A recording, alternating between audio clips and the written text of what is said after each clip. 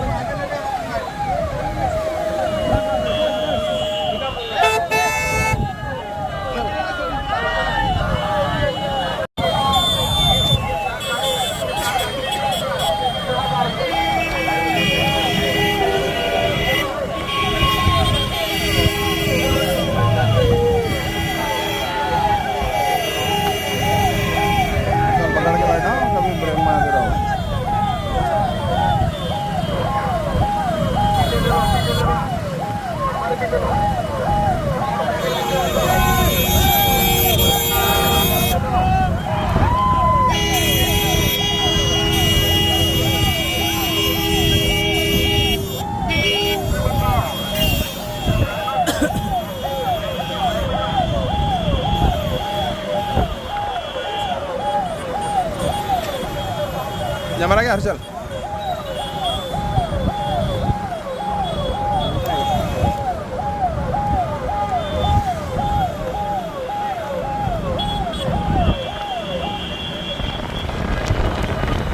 भाई समीर के हाथ में दे दो, झंडा समीर के हाथ में दे दो, हाथ दूसरे उठने।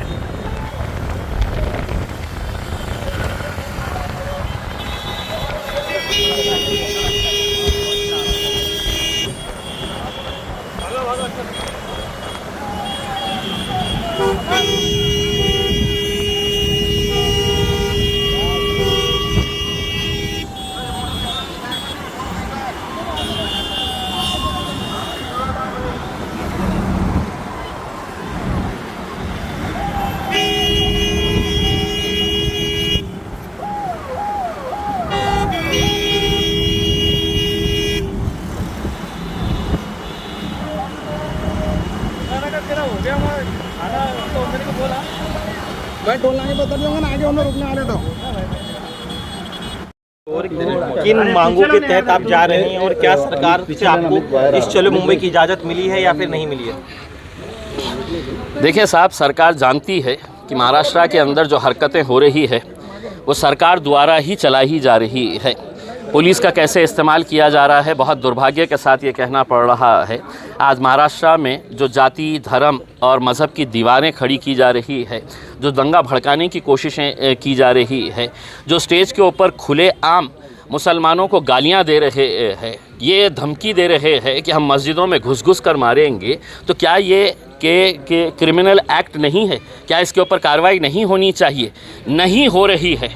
इस वजह से हमने ये फ़ैसला किया कि हम मुंबई तक जाएंगे और महाराष्ट्र की सरकार, विशेषकर मुख्यमंत्री एकनाथ शिंदे साहब, जिन्होंने उस रामगिरी का समर्थन करते हुए ये कहा था की तुझ्या केशालाही आम्ही हात लावू देणार नहीं, म्हणजे इसका मतलब ये है कि जो मानसिकता इस रामगिरी की है वही मानसिकता लेके महाराष्ट्र के मुख्यमंत्री अगर काम कर रहे हैं, तो हम उन्हें यह एहसास दिलाने के लिए जा रहे हैं कि ये देश चलेगा तो कायदे के हिसाब से, ये राज्य चलेगा तो कानून के हिसाब से चलेगा।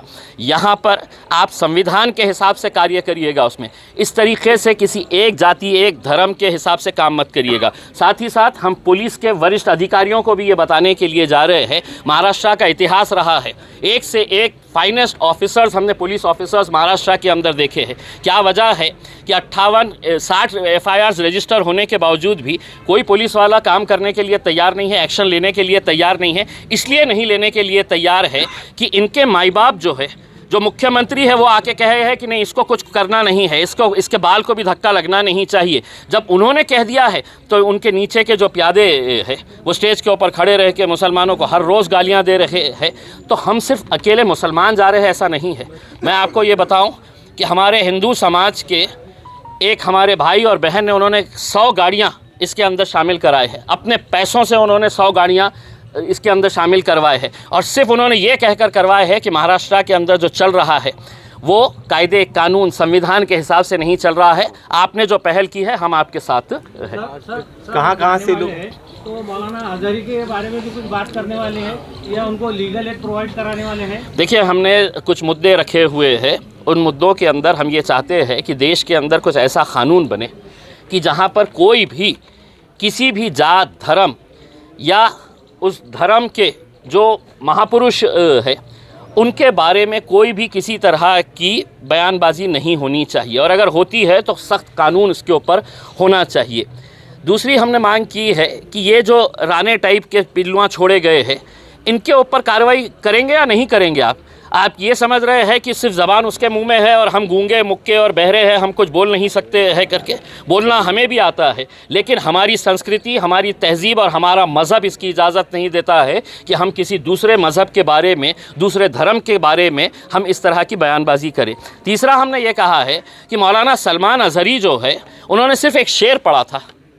उस शेर के अंदर किसी जात का जिक्र नहीं था, किसी धर्म का जिक्र नहीं था, किसी इंसान के बारे में नहीं कहा गया था। उस शेर की बुनियाद के ऊपर 1 साल से ज़्यादा का वक्त हो गया है, वो जेल में है।